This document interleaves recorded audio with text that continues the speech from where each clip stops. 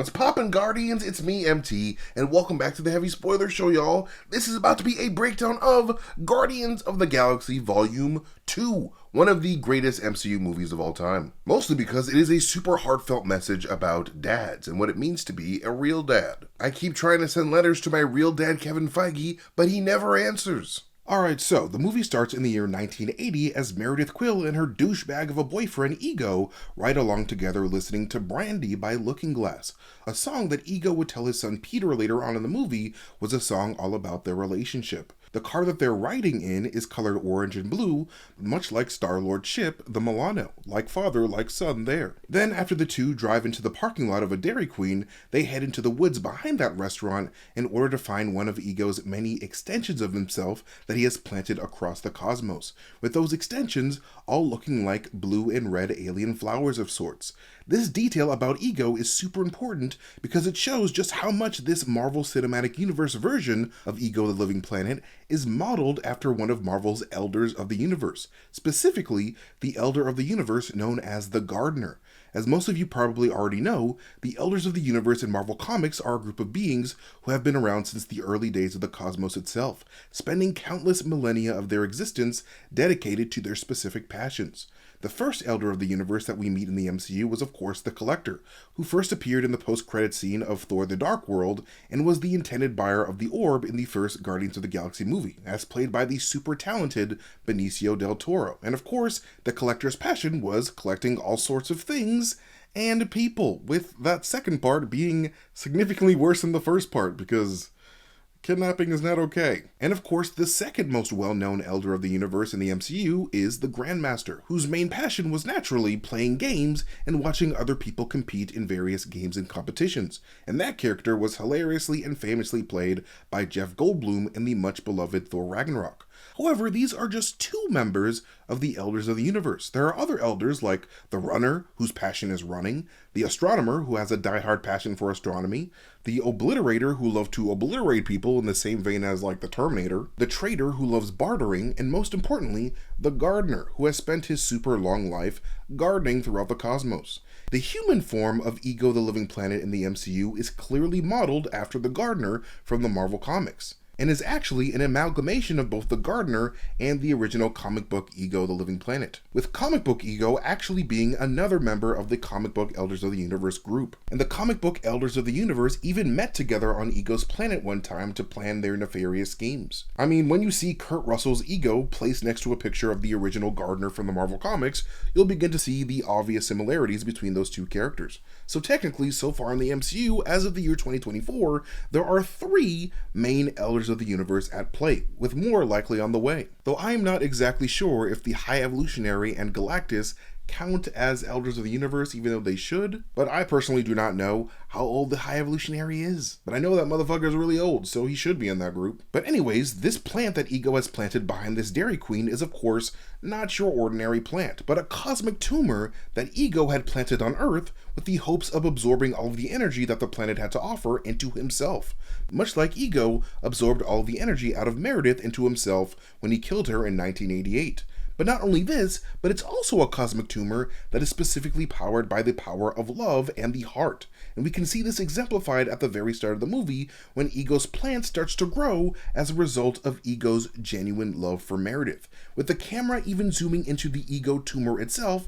to show us how Ego's blue energy is reacting to his kiss to Meredith. The stronger Ego's love for Meredith is, the stronger his blue energy glows. And the stronger Ego's blue energy glows, the more Ego expands and grows. And this detail is crucial because I believe it helps explain a key MCU concept regarding how chaos energy, or chaos magic if you will, works in the MCU. Chaos energy is an extremely emotionally reactive energy in this universe, and it's an energy that both of Peter Quill's blue and red fathers rely heavily on for their powers. Like for example, in order for Yondu's Yaka arrow to take flight, Yondu has to put his whole heart into his whistling, because that is what activates the red chaos energy inside of the Yaka metal to move that arrow around in space. And it's the same energy science behind Wanda Maximoff's entire career as the Scarlet Witch, because the more emotionally reactive Wanda Maximoff became, the stronger her chaos powers reacted, which is why the Westview Hex was created as a response to Wanda's deep anguish. But anyways, the movie then transitions to 34 years later to the year 2014, where it's only been a few short months since the events of the first movie. And over the course of that time, the Guardians have become famously benevolent mercenaries for hire after their takedown of Ronan the Accuser and their use of an Infinity Stone without dying made them instant galactic celebrities pretty much overnight. When we first meet the Guardians in this movie, we see them on the homeworld of the Sovereign, whose homeworld looks incredibly freaking weird, don't you think? Like, what the hell's going on here? Like, what is the purpose of all of these planet-sized spheres making up their homeworld when planets are usually made up of like a singular spherical celestial body? Well, I have theorized for years now that this Sovereign homeworld ain't your grandma and grandpa's homeworld, but instead are a series of 6 artificially made spherical structures called Dyson spheres made to harness the powers of 6 separate stars. And for those of you who don't know, Dyson spheres are a completely theoretical device that some extremely creative scientists have posited could be used to act as a sort of shell covering the entirety of a star in order to thoroughly capture that star's energy to give mankind a nearly infinite power source of virtually limitless potential. This being said, it seems like the Sovereign have utilized the limitless potential of such structures to help their high-tech society flourish, using these spheres to farm the energy for their ultra-powerful, rare, and highly combustible Annulax batteries, which is why when we zoom in on the Guardians on this platform, we can see 6 Annulax battery generators on the platform, 1 for each Sovereign star. But this special golden Annulax energy isn't just used to power the golden Sovereign race of society. The Sovereign also routinely use this energy to evolve the future members of their own race as well, concentrating all of that stellar Annulax evolution energy into special birthing pods in order for their progeny to be even more evolutionarily exceptional than the previous generation. And we actually saw this same science applied in the MCU's other big movie about Celestials, the Eternals movie from 2021. Because much like we see the Sovereign charging up their Annulax batteries using the golden power of suns in Guardians of the Galaxy Volume 2, the Celestials did the same thing with their favorite robot energy sponges in the Eternals, with that movie opening up with the Eternals waking up in front of Earth's sun after spending God knows how long charging up their divinely robotic bodies up with all of that yellow golden energy. And since the bodies of these Eternals were filled with this extremely potent solar evolution energy, the deviant Crow was able to suck the sunny delight out of all of the Eternals in order to evolve his body and mind, just like Aisha would use the solar energy from her sons in order to create the most evolved Sovereign ever to exist, Adam Warlock. This all being said, and much like I've brought up in my breakdowns of both the first Guardians, the third Guardians, and the first X-Men movie, solar energy in the MCU is strongly tied to the concept of evolution. And this concept is important to understand because it can also help us understand exactly why Ego the Living Planet needed both Meredith and Peter Quill in the first place. They were both the children of Earth's golden yellow star, and Ego wanted that powerful golden light within them for himself to help him achieve his own goals,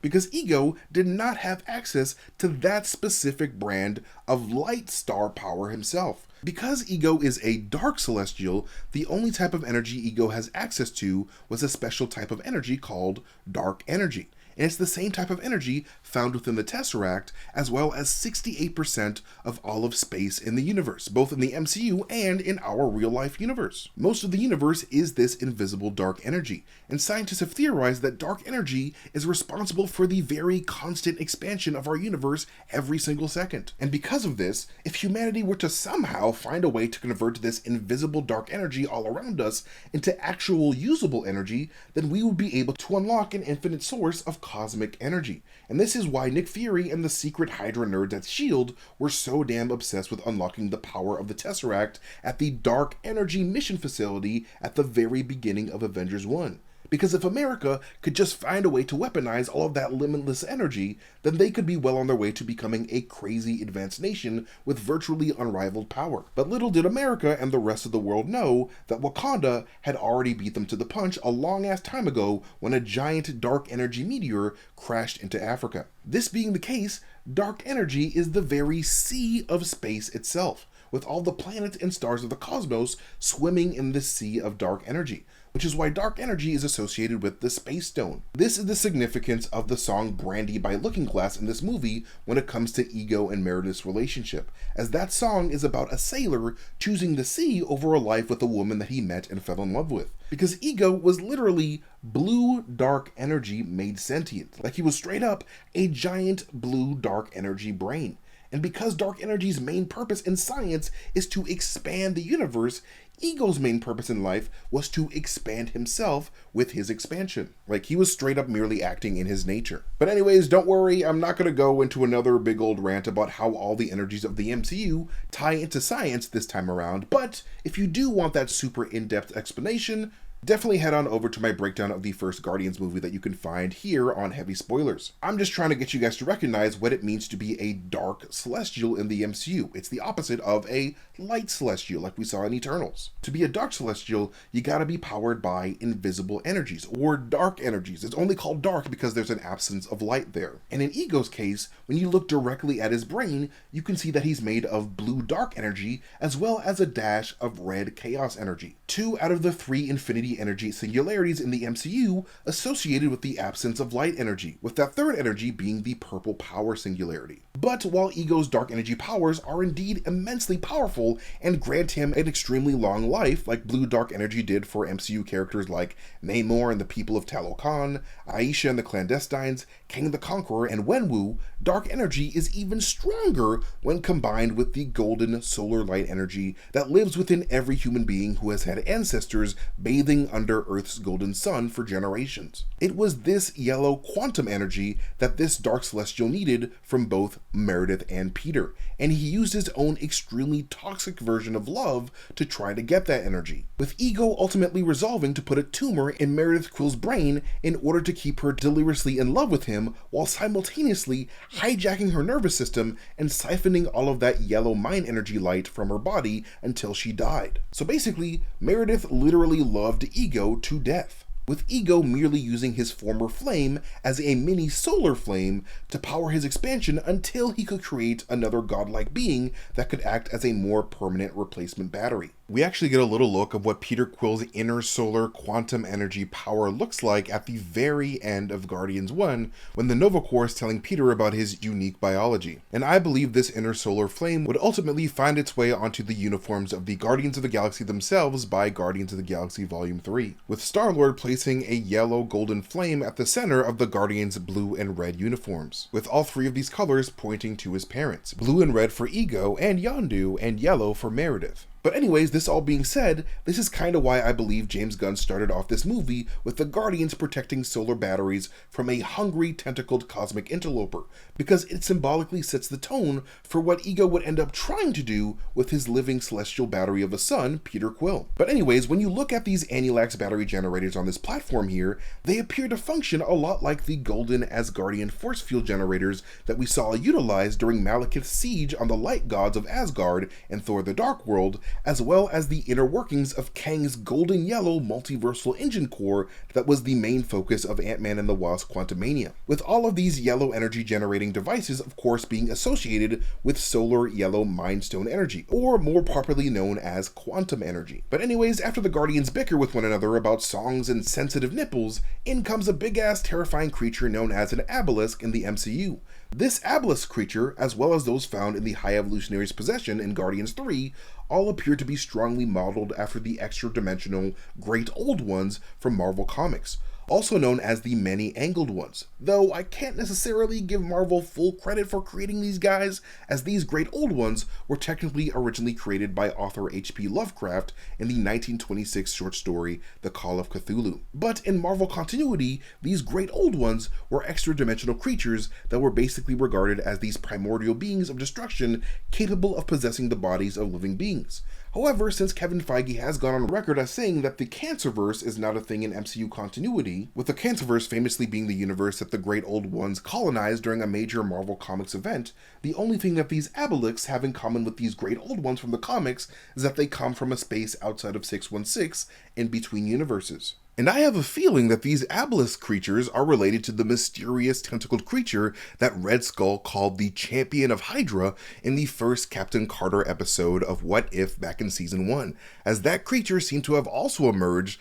from some type of space between universes. But at any rate, when the abelisk attacks the Guardians, check out how this squid motherfucker burps out some rainbow gas. Like, this ain't because this weird looking mother dang ate some Skittles for breakfast, okay? It's because these creatures appear to exclusively feed on energy, specifically the 6 infinity energies that pervade every universe in the Marvel Cinematic Multiverse. These creatures seem addicted to the stuff, so much so that they look for any cracks in reality to let them into a universe so they can feed off of powerful sources of infinity energy. Which also begs the question, how in the hell did an interdimensional crack in reality form around this sovereign homeworld? And how the hell did the sovereign know so far in advance that one was going to form at that specific place and time in the first place? I mean, yeah, we do see Star-Lord using a modded version of his old Mattel classic football game to be able to track the abelisk's arrival in 616, but that still doesn't answer how the Sovereign knew to defend their batteries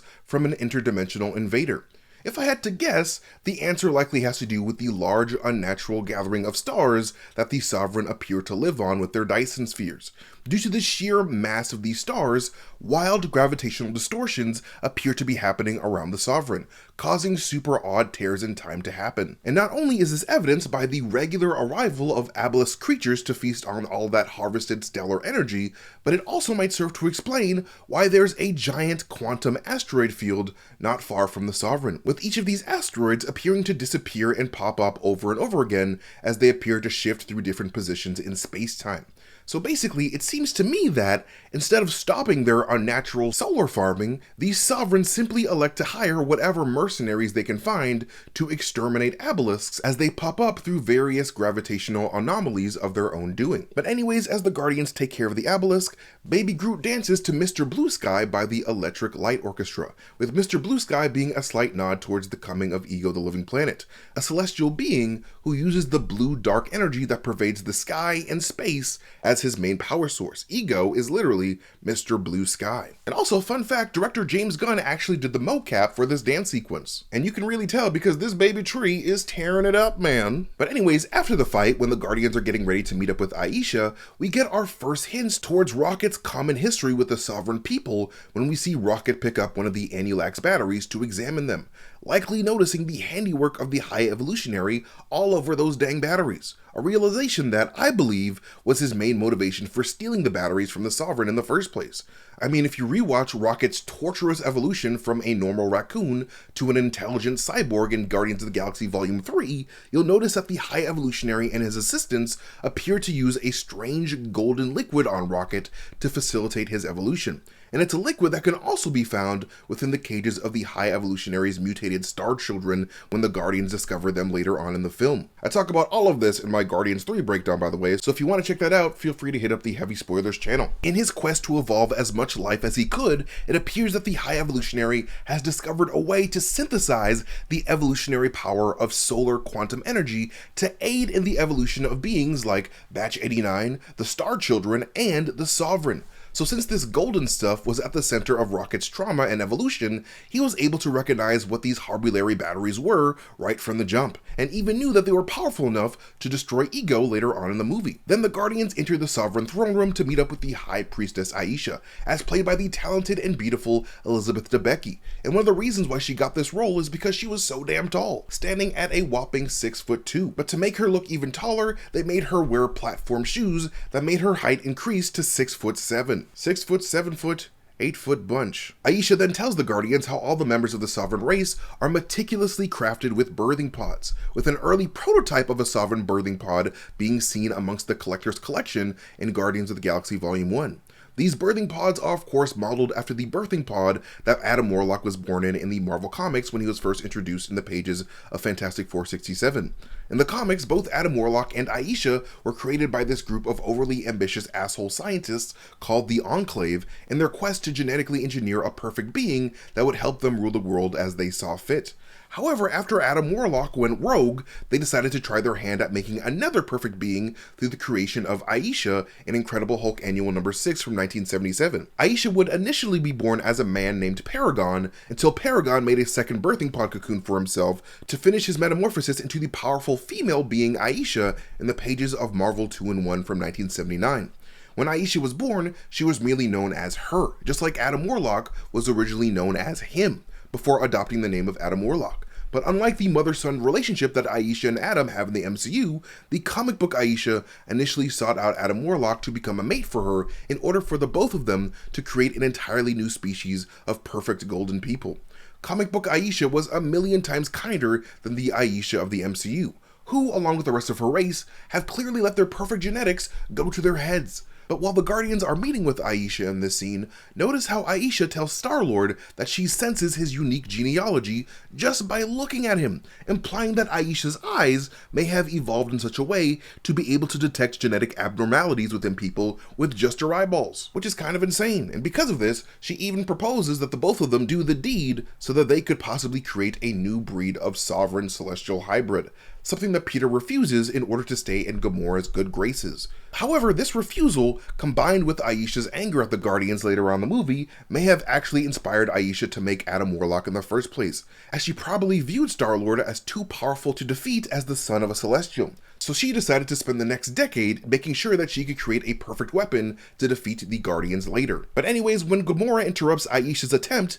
to have Peter turn her into a Jackson Pollock painting, she asks Aisha to give them Nebula as their prize, with Gamora referring to her sister Nebula as an it when she does so, showing the massive rift between the sisters after Nebula's participation in the devastating Battle of Xandar. And after picking up Nebula, Aliota Haynes Jeremiah's Lakeshore Drive plays as the Guardians leave the planet, with that song being director James Gunn's favorite song on the entire Awesome Mix Volume 2 album, because he and his brother Sean Gunn used to listen to that song all the time growing up. And while on the ship, we get our first really good look at Star-Lord's t-shirt, a shirt written entirely in the Xandarian language, and when translated it says the words "Gears Shift" in big letters on the front, with the words "A Tanaic Galaxy Invention" written directly underneath that, a reference to costume designer Karen Tanaic, who made the design of the shirt. On the top right of the design, you can see a molecular structure with the words dust, cement, stone, and ash written around it. However, unfortunately for the Guardians, not long after they leave the planet, they're chased by the Sovereign for Rocket's theft of their batteries, leading Peter and Rocket to bicker about who's the better pilot overall. Rocket reminds Peter that he was cybernetically engineered to pilot a spacecraft, another nod to Rocket's creator, the High Evolutionary, and his torturous past as the High Evolutionary's tool. And during their battle, the back of their ship is torn off, leading the Guardians to use a yellow force field shield to keep them all from flying out of the ship, with similar force field shielding being found in the prisons of Asgard in Thor: The Dark World. And when Drax decides to take a quick pop outside to give the Sovereign Army a piece of his mind, he throws on one of the holographic spacesuits that the Guardians have on their ship and heads out there, with the holographic spacesuit projecting a force field of dark energy around his body to protect him, with Rocket Raccoon later working with Tony Stark to implement that similar type of force field shielding on the visors of the Avengers in Avengers Endgame. And since those Endgame suits were entirely made up of vibranium nanotechnology that Tony received from Wakanda, it makes sense that this is the same force field science that Wakanda also uses to project a force field around their entire nation. Dark energy is fantastic for shielding in the MCU, man, which is why Hydra used the dark energy from the Tesseract to protect their base at the very beginning of Avengers Age of Ultron, and Kang used dark energy to protect himself in Quantumania before a big-headed abomination decided to burst his bubble. Speaking of dark energy, right before the Guardians are about to be eviscerated by the Sovereign after failing to evade their army, in comes the dark energy god himself, Ego, to save the day, sending massive lightning bolts of energy at the Sovereign fleet, the same type of dark energy lightning that the Asgardian Thor has mastery over. It's all the same shit, to be honest, which is why Thor's lightning was able to power up Tony's new Tesseract element suit in the first Avengers movie. As the Guardians use a jump gate to enter the orbit of the planet Bearheart, Gamora uses her enhanced cybernetic augmentations to keep Drax from flying away, while Baby Groot sits there like a good boy, munching on some space Skittles. The planet Bearheart was first introduced in the pages of The Incredible Hulk 111 from 1968 as the homeworld of the alien race known as the Sagittarians, and it's a planet where the Hulk faced off against the evil cosmic entity known as the Galaxy Master, who referred to himself as the Supreme Space Lord, something I found particularly interesting considering that the Nova Corps database would refer to Star-Lord as Space Lord on his rap sheet in Guardians 1. And when the Guardians crash land on Bearheart, 3 cute-ass alien birds can be seen chilling on a branch, with these little guys being original creations for the movie called the Vailu. And not long after their crash landing, the Guardians are of course confronted by their savior Ego, who immediately tells the group that he's Peter's father and that Peter should be able to tell by his rugged good looks. However, what's particularly interesting about this detail is that we would learn later on that Ego specifically modeled his appearance after Peter Quill's love for cinematic legend Zardu Hasselfrau of House Hasselfrau, first of his name. So this begs the question, how the hell did Ego know to model himself to the form that most suited Peter Quill when he had never met this kid in his damn life? This is where I believe Meredith's tumor comes in. Because Ego had a direct line into Meredith Quill's brain and her nervous system as a whole, Ego was able to see what Meredith Quill saw and knew the full contents of Meredith Quill's mind. And through that tumor, he was able to see how much Peter Quill looked up to Zardu Hasselfrau's work in the beloved 1982 action series Knight Rider, and how much Peter desperately wanted to know his father, and use that information to try to manipulate Peter to his side in this movie. Gamora of course brings this up while hilariously mispronouncing David Hasselhoff's name. However, Star-Lord loving a show about a talking car is actually quite fitting for the overall Star-Lord legacy, as the original Star-Lord from the comics that made his debut in 1975's Marvel Preview number 4 had a talking ship simply called Ship that made its debut in 1977's Marvel Preview number 11. Then the scene transitions to the icy cold planet of Contraxia, with that planet appearing in the comics for the first time in 1983's Jack of Hearts number 2. But in the MCU, this planet is a safe space where pirates and other mustard-colored robot lovers like Howard the Duck go to get laid at the local brothel called the Iron Lotus. And here we find Yondu and the gang partaking in all sorts of unchristian-like debaucheries, with the robot courtesans there known as the Lovebots, with the design of those Lovebots borrowed heavily from the artistic styles of Hajime Sorayama. After Yondu gets his freak on with some of the Lovebots himself, you can see a picture of a walrus on the wall, with that picture being a direct reference to comic book Rocket Raccoon's best friend, Walrus, who made his first appearance in The Incredible Hulk 271 alongside Rocket Raccoon. This picture is actually ripped directly from a comic book panel, specifically the third page and second panel of 1985's Rocket Raccoon number 2. Walrus would of course be the inspiration for the character Teefs introduced with Batch 89 in Guardians of the Galaxy Volume 3. Then Yondu was surprised by the arrival of Stakaro Gord and his faction of Ravagers, a group that has disavowed Yondu's faction of Ravagers after they discovered that Yondu was trafficking children around the galaxy for Ego. Later on in the movie, while Yondu and Rocket are having their big heart-to-heart moment in the orbit of Ego's planet, we learn that as a young boy, Yondu was sold by his own parents into slavery. So I find it interesting how Yondu is manifesting the trauma that was done to him by trafficking alien children himself in the past. I mean, you know what they say, hurt people, man. And that's kind of what this movie is all about. How hurt people like Yondu and Rocket tend to lash out and hurt others as a learned response to unaddressed trauma. And that's why Yondu is able to see Rocket for who he truly is and relate to him deeply in this movie. But anyways, Stakaro Gord is of course played by cinematic legend Sylvester Stallone, and alongside him is his right-hand guy, Martin X. Tanaga, as played by comic book media legend Michael Rosenbaum, who many people know as Lex Luthor from the CW Smallville, as well as Wally West in the Justice League animated series. And like many of you guys already know, both Stakaro Gord and Martin X. Tanaga in the comics were part of the original Guardians of the Galaxy team, a team that made their debut in 1968's Marvel Superheroes 18, with the original roster consisting of Yondu Udanta, Major Vance Astro, Charlie 27, and Martin X. Comic book Stakaro Gord would not be introduced as the superpowered hero Starhawk until around 7 years later in the pages of Defenders number 27. Among comic book Starhawk's power set is the ability to generate hard light constructs and manipulate light in general, which is what those two glowing straps of yellow golden energy allow him to do. But we of course will not get to see Stakar and his full Starhawk glory until he shows up in Guardians of the Galaxy Volume 3 alongside Endgame Gamora and his band of Ravagers. But anyways, after Stakar and Yondu have their bitter confrontation, in comes Queen Bitterness herself, with the Sovereign offering Yondu a job to track down and capture the Guardians. But little do they know, Peter, Drax, and Gamora have left the planet of Bearheart entirely on Ego's weird-looking spaceship, while The Chain by Fleetwood Mac plays in the background, leaving only Rocket, Groot, and Nebula to be found by the Ravagers later on, courtesy of a tracker that Yondu placed on their ship at the end of the first movie. As the music plays, however, we can see a really dope piece of symbolic set design when Mantis uses her powers to help her father Ego sleep, with Ego's bed area being carved in the shape of a brain to foreshadow that Ego himself is nothing but a giant celestial brain at the core of his makeshift planet. And as Ego's ship enters warp speed to get all of them to Ego's planet as soon as possible, Mantis explains how she has the ability to manipulate emotions as part of her power set, something that is unique to the MCU, much like her entire origin as the daughter of Ego the Living Planet. Despite Mantis having been introduced as a human being in the pages of 1973's Avengers 112,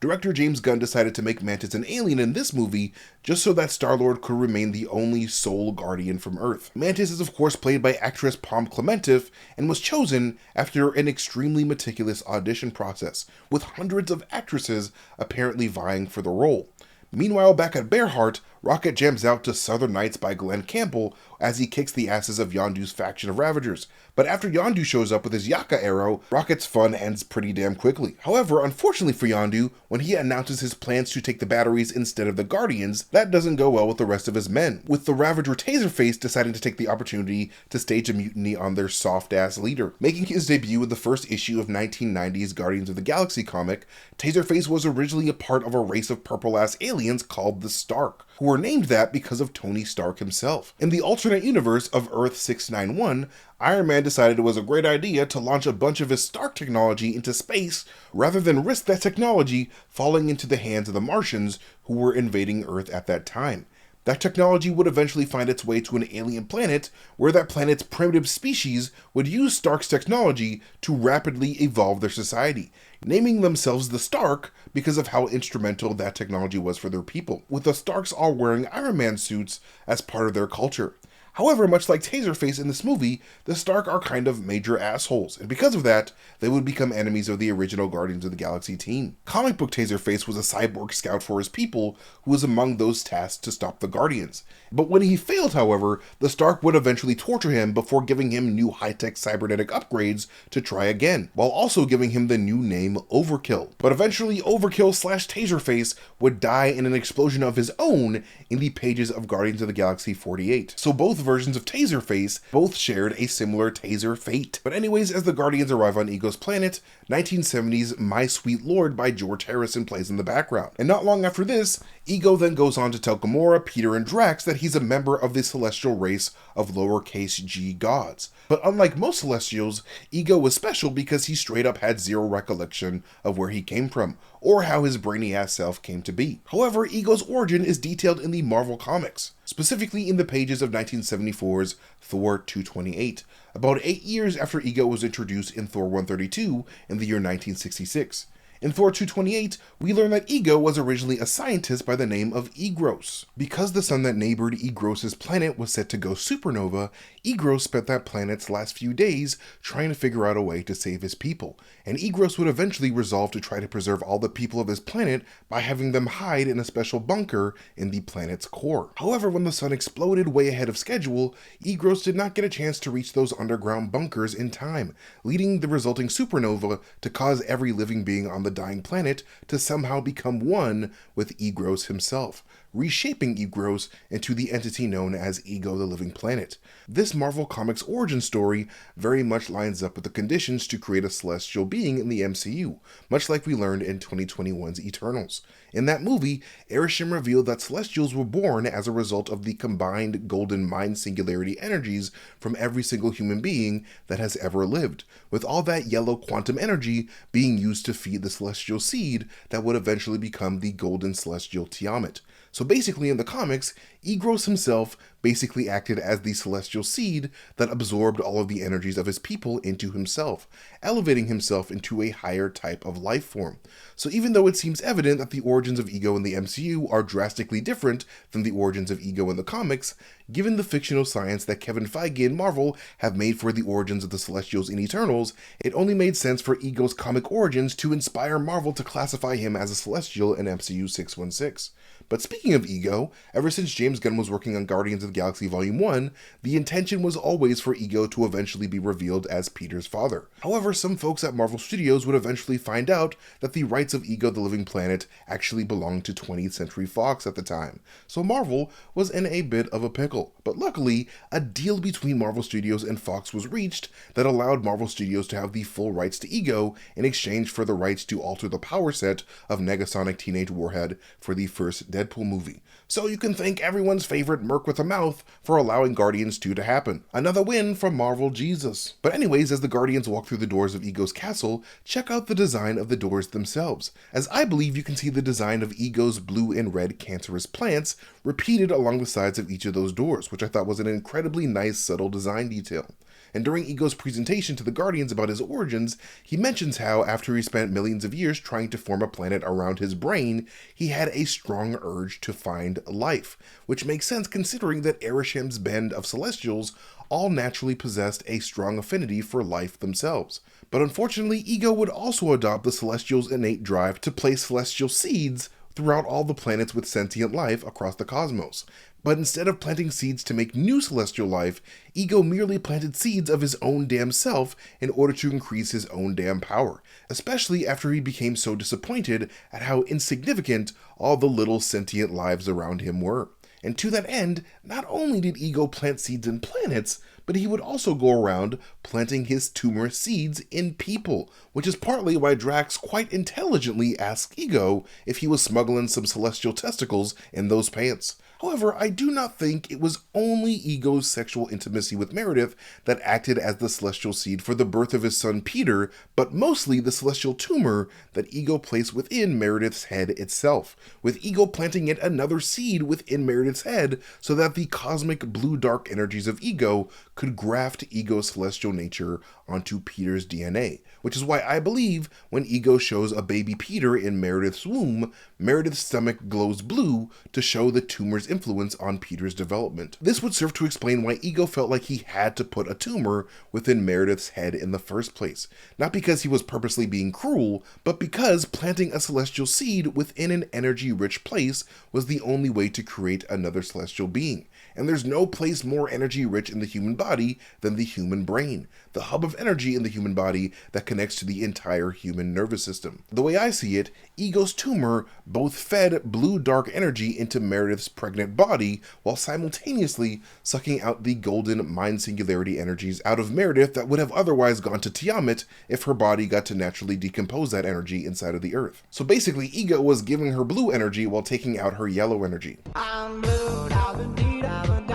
This would also serve to explain why Peter was the only one amongst Ego's children that was able to connect with Ego's blue brain light at the center of his planet, because like I mentioned before, love is what causes Ego's tumors to grow, and Meredith seems to be the only woman that Ego met throughout the entire cosmos that he genuinely felt a strong affection for. I mean, yes, this dude was clearly a selfish sociopath in the end, who clearly developed an extremely toxic form of love. No one's denying that. But that doesn't mean that he didn't feel genuine, strong feelings of love for Meredith while he was with her. I mean, dude did visit Meredith multiple times after he initially left the planet because he could not keep himself away from her. That, in my opinion, was the defining factor that gave Peter Quill the celestial heritage in his DNA. Ego and Meredith's strong mutual love for each other. Like all those other alien women that Ego coupled with were just booty calls to him. Meredith was the only woman that he felt something with. This all being said, now that we know that Mantis is also one of Ego's children, as of the insanely wholesome events of the Guardians of the Galaxy Holiday Special,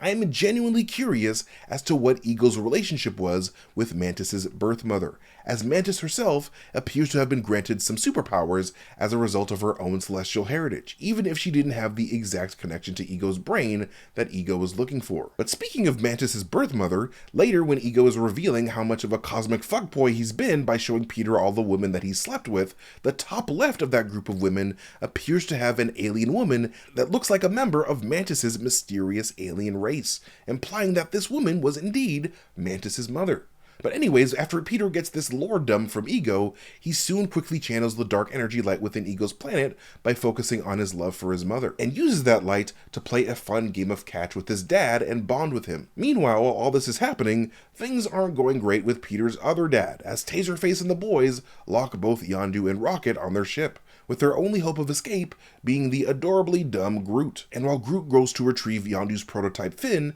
after hilariously failing more than once at the expense of a poor man's toe, he finally finds the fin in Yondu's drawer, next to a small container written in an alien language. This language is actually the Skrull alphabet, and the writing at the top actually translates to the word candy, revealing that this is a container of candy, and on the side of the container are the words fun to eat. And of course this fin is a lot more comics accurate than the fin that Yondu had in the first movie, with James Gunn including the prototype fin in Guardians 2 to satiate fans who were upset at how small Yondu's fin looked in the first movie. But like I mentioned in my breakdown of the first movie, James Gunn only gave Michael Rooker a smaller fin in that movie to prevent a somewhat clumsy Rooker from having that fin distract his acting performance. But after Yondu gets his fin back on his head, he gets his retribution in style as Come a Little Bit Closer by Jay and the Americans plays, with Yondu's Yaka Arrow massacre ending with the destruction of Yondu's ship the Eclector, blowing Taserface all across Taser space. And before Rocket, Kraglin, Groot, and Yondu warp all across Taser space themselves, you can see Rocket scrolling through a number of planets on Yondu's nav computer, including Hala, Terra, Dreslar, and Terma. Hala is of course the name of the Kree homeworld that was a focal point of 2023's The Marvels, and we already know that Terra is the alien name for Earth. Dreslar was a planet first introduced in 2007's Nova number 4 as a Kree colony planet that was devastated by the Annihilation Wave. And it's also the planet where the Kree warrior Ko-Rel was briefly given the powers of Nova by the Xandarian World Mine. And in the same year, the planet Terma was introduced in Annihilation Conquest number 1, and it was a random Kree outworld that the heroes Phyla-Vell and Moondragon discovered Adam Warlock on. Then, as Rocket impatiently sends the group from jump point to jump point across the cosmos, the first planet that they fly over is actually the planet Rhea, homeworld of the Kronan alien species where Thor's rock buddy Korg hails from. Then soon after this, we see their faces all warp and contort as a result of Rocket making them do 700 jumps in succession, with that moment being a direct reference to Marvel Presents issue number 6 from 1975, when the original Guardians had their faces warped in space as well. And during this crazy journey, the group would famously fly over Stan Lee, talking to 3 members of the Watchers race on a desolate planet, with Stan Lee being revealed in this movie as an informant for the Watchers the entire time he's been making cameos in the MCU. And while giving them the down low on his adventures, he brings up the time that he was a Federal Express man, referencing his cameo towards the end of Captain America Civil War when he hilariously calls Iron Man Tony Stank, a name that Stan Lee should have given to Elon Musk instead. And back on Ego's planet, Peter and Gamora argue about whether or not Ego is too good to be true. But when they do, check out the design of Ego's lamps, purposely designed after Earth's sun to point to how Ego treasures the evolving power of solar quantum mind energy that resides within all human beings, because that power helps power his expansion. Ego's entire castle appears to be themed gold and blue,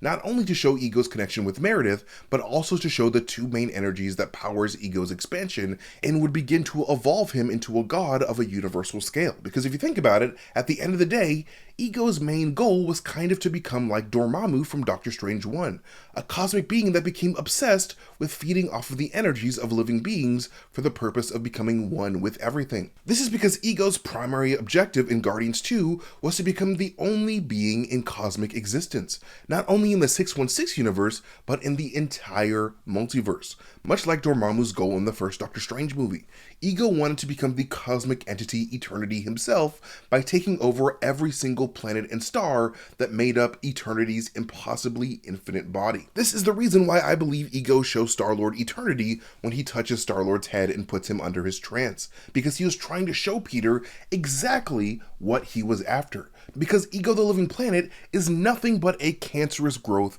within Eternity's infinitely vast being, a living tumor who wanted to grow and grow and grow throughout Eternity's being until there was nothing of Eternity left but Ego. Because that's kind of how tumors function in the actual human body, and the Guardians of the Galaxy were cosmically meant to act as Eternity's white blood cells in a way to get rid of the cancer that was Ego once and for all in that timeline. And in a similar vein to both Ego and Dormammu, Kang the Conqueror from Ant-Man and the Wasp Quantumania also shared that same goal, with Quantumania Kang even vocally declaring that he would conquer eternity to his army. But anyways, after Peter and Gamora's disagreement, Gamora hangs out by herself in a field before getting the surprise arrival of a vengeful Nebula, with the subsequent chase sequence and battle taking inspiration from Mad Magazine's Spy vs. Spy, as well as North by Northwest by Alfred Hitchcock. But after the two kick and make up, they discover the skeletons of Ego's dead children at the exact moment that Ego would go on to tell his son the truth about his expansion, eventually telling a mind-controlled Peter that he was the one who gave his mother terminal brain cancer. This revelation triggers Peter's love for his mother, which subsequently allows Peter to break free of Ego's control to put a bunch of holes into that stupid hoe, causing said stupid hoe to get mad and transform into David Hasselhoff himself to show Peter how hard he was trying to relate to him before being forced to shove one of his tentacles into Peter to use him as a battery. Thank God this isn't a hentai, because that tentacle shit would go a lot differently. Unfortunately for Ego, however, in comes Peter's real dad, Yondu, crashing into Ego's castle while calling him a jackass, much like Yondu did at the very end of the first Guardians film. This ship that Yondu, Rocket, and Baby Groot are in is actually an old laser drill that Yondu stole from the Collector a long-ass time ago to help him break into a bank on the planet Ascavaria. But what's super interesting about this laser drill is how it is also covered in the alphabet of a super ancient race of alien beings known as the Builders. In the Marvel Comics, the Builders were regarded as the first race of living beings who spent the entire lifetime of the universe creating civilizations and manipulating how those civilizations evolved. I actually made a super in-depth video about this 5 years back on my own channel that you can check out here, but considering that the Collector and all the Elders of the universe all have their origins tied to the very beginning of the universe itself, much like these Builders, it kind of makes me wonder exactly what relationship the Collector and these MCU Builders had in the past, and if these Builders will be coming into the MCU as a big bad in the future. Because if you know anything about the Builder conflict from the Marvel Comics, then you already know that shit goes down when the Builders show up to town. Like, that shit started a massive Star Wars-esque war between these Builders and an alliance of all the major races in the Marvel cosmos, which is an event that I have been dying for the MCU to adapt for years now. But anyways, after the Guardians save Peter from becoming Ego's battery, they head towards the inside of the planet for Ego's core, eventually opting to send Baby Groot with an Annulax battery bomb to help escort Ego to the gates of Celestial Hell to get poked in the ass by Celestial Satan's pitchfork. Because how dare he kill Meredith Quill, she was a sweet woman. Baby Groot then travels down these tiny tunnels to Ego's brainy core, much like the Fantastic Four did in the pages of 1981's Fantastic Four 235. And after the Guardians hold down the fort for a little while, Yondu would eventually use his arrow to slowly and safely bring him down to the surface after his ship explodes, causing Peter to hilariously call him Mary Poppins in reference to how Mary Poppins used to glide down to Earth on her umbrella in the 1964 Mary Poppins film. But after Ego ends up waking up from Mantis' sleep powers, he eventually subdues the Guardians and triggers the expansion of a number of his celestial tumors that he'd placed on planets throughout the universe, including Xandar, Hala, Akon, the planet, not the singer, Arago 7, Isik, and of course, Terra, with James Gunn's own parents, James F. and Leota Gunn, using their phones to take pictures of the cosmic cancer in St. Charles, Missouri. But after Peter Quill channels the love that he has for all of his friends and family, he manages to take control of Ego's light to give Ego a fair fight, with that fight causing Peter to hilariously transform into Pac-Man to gobble up the blue asshole that was his father, much like Pac-Man gobbles up those blue ghosts after he eats that big-ass pill. But their fight quickly ends as soon as Baby Groot, the destroyer of worlds, detonates the Annulax bomb on Ego's brain, giving Ego a taste of his own damn medicine after killing Meredith Quill in a similar fashion. However, with only one holographic spacesuit left, Yondu would end up giving his spacesuit to Peter in order for Peter to survive the implosion of Ego's planet, selflessly sacrificing his own life for his son. Then, during Yondu's funeral, the Guardians would place a number of Yondu's favorite objects around his body, including this blue crystal frog that Yondu stole from the Broker in Guardians 1, as well as the troll doll that Peter switched out for the Power Stone at the end of Guardians 1 as well. And because of Yondu's heroic sacrifice, the Ravagers that once abandoned Yondu all end up showing up to give Yondu a proper Ravager funeral, as father and son by Cat Stevens symbolically plays in the background. with all the Ravager clan leaders all belonging to the original Guardians of the Galaxy team from the comics. In addition to Stakar and Martin X, we see Ving Rhames as Charlie 27, and Stakar's on-again, off-again wife Alida O'Gord,